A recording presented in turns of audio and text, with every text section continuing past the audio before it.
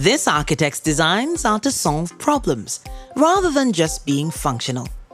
But why is it in architecture that the buildings are designed to follow technical standards, but rarely to fulfill human needs? And how does Akose Enebeli change exactly that?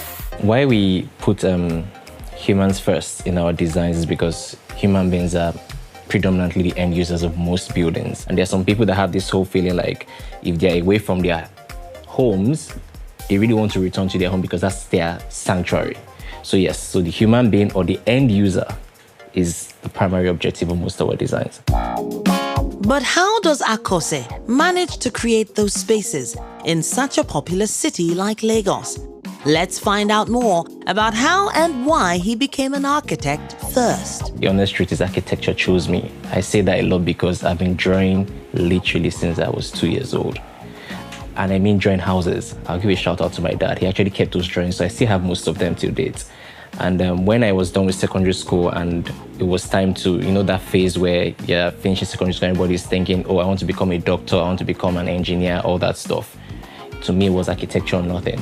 There was a particular experience I had in school that made me feel like I was really, really ready for architecture. When we were in school, we used to sketch and then we used to draw before computer-aided designs became a thing. My drawings were so precise, my lecturer almost failed me this one time because he was convinced that I used the computer to draw it. So at that point, I always remember that particular moment because it feels like I felt like I was doing something right.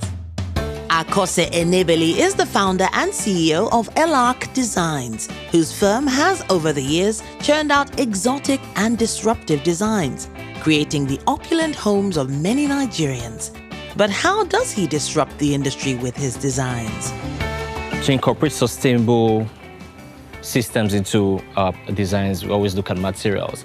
In this case, you can see we have stone used on the wall.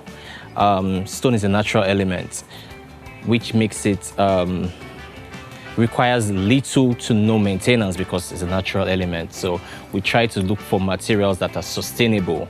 And we also look at energy consumption. So all the glass in this house are actually double glazed, which reduces the heat that comes into the house, which in turn also reduces the amount of electricity you would use to cool the building.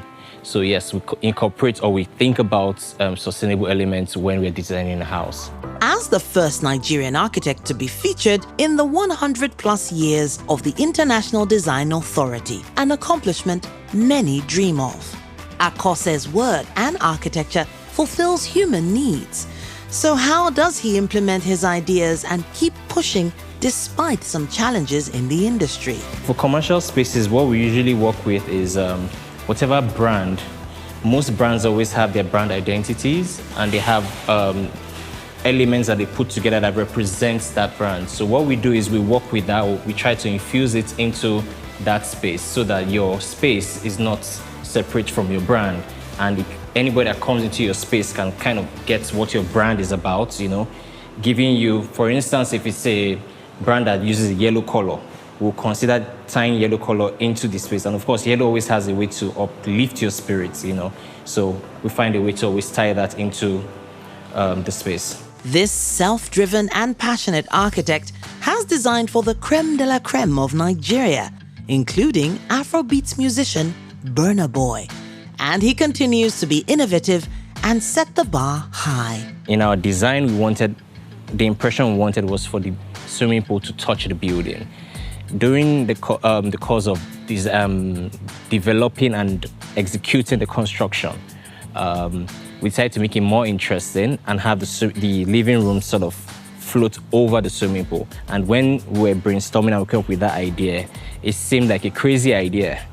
And then we went further to not just only have the living room float over the pool, we have a part of the house that to approach it, you walk somewhat over the pool. It was very interesting that came up as a challenge and then we ran with it and of course we delivered. Why is it important for Akose to think more than just structures? And how could this approach change the role of architecture for society? In pushing the boundaries, what we also try to pride ourselves in is we try to show the world how Nigerian architecture is. The houses we have done, I'm sure people never believe that there's such houses in Nigeria. I remember, for instance, when we put out Igalo's house, when we put out Bonabo's house, people were like, these houses can't be in Nigeria.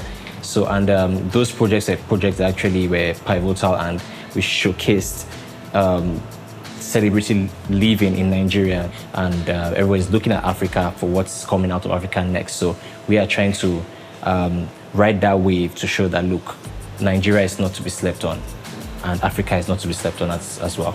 Beyond the realm of aesthetics, Akose sees architects as problem solvers on a grand scale, shaping urban environments and community spaces to address real-world human challenges. It's about designing with purpose and changing the design narrative.